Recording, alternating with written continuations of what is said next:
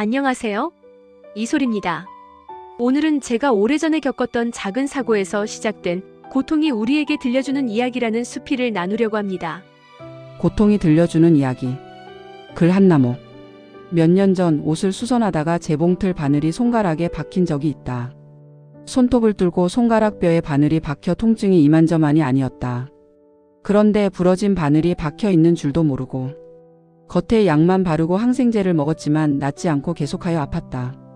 결국 큰 병원에 가서 엑스레이를 찍었다. 바늘 토막이 손가락 뼈에 꽂혀 있었다. 통증 덕분에 병원에 갔고 바늘 조각을 뽑아내서 치료할 수 있었다.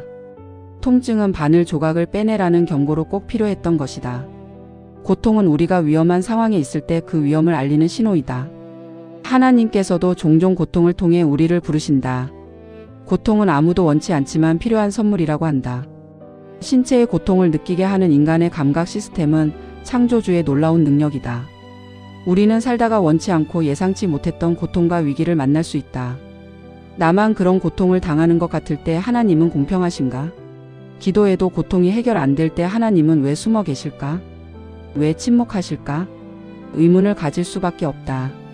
얼마 전에 필립 얀시가 쓴 내가 고통당할 때 하나님 어디 계십니까? 라는 책을 읽었다. 저자는 미국 기독교 도서 우수 저서상을 6번이나 받은 대표적인 복음주의 진영의 지성인이다. 저자는 이미 일어난 고통과 고난을 원인의 쟁점에서 반응의 쟁점으로 방향을 돌려야 한다고 말한다. 즉 고통과 고난을 우리가 어떻게 반응하며 고통을 어떻게 해석하고 대처해 나가야 할지가 중요하다고 말한다. 고통 가운데 있던 몇 사람의 예화를 들었다. 그들은 모두 고난이 하나님께로 향하게 해주었다고 고백을 한다. 그리고 고통이 무언가를 생산해낸다. 필립 얀시가 들려주는 조니 이야기를 잊을 수가 없다. 조니는 넓은 물속으로 다이빙하고 자유롭게 헤엄치는 것을 좋아했다. 어느 날 깊이를 잘 못 판단해 얕은 물속으로 다이빙을 한 사고로 머리 아래 온몸이 마비되는 사고를 당한다. 두개골이 머리 뒤쪽까지 움푹 들어가고 아무것도 할 수 없는 몸이 되었다. 친구에게 죽을 수 있게 도와달라고 사정을 한다. 그러나 그 말을 들어줄 리 없다. 조니는 스스로 죽을 수도 없다는 자신의 무력함을 사지마비 불구자로서의 자신을 받아들이고 그 상황에 대처할 새로운 방법들을 찾는다. 그녀는 입으로 붓을 물고 그림 그리는 화가가 되었다. 만찬회, 캠프, 청소년 모임 등 큰 집회 인기 강사가 되었다. 방송국 잡지에도 나왔다. 하나님을 만남으로 많은 사람들에게 풍성한 삶을 누릴 수 있음을 증명하며 어두운 가운데 빛의 삶을 살아내고 있다.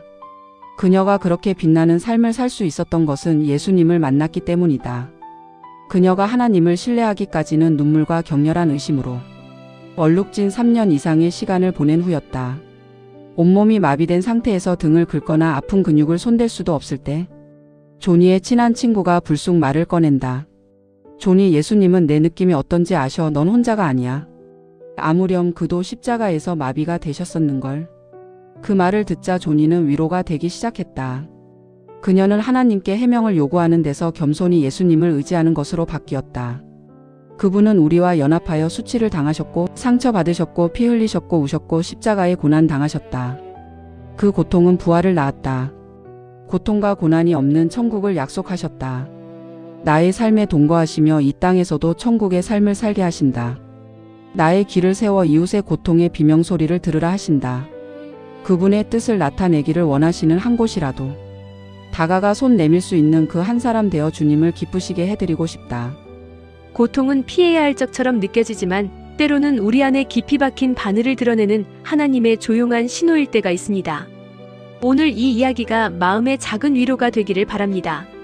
들어주셔서 감사합니다.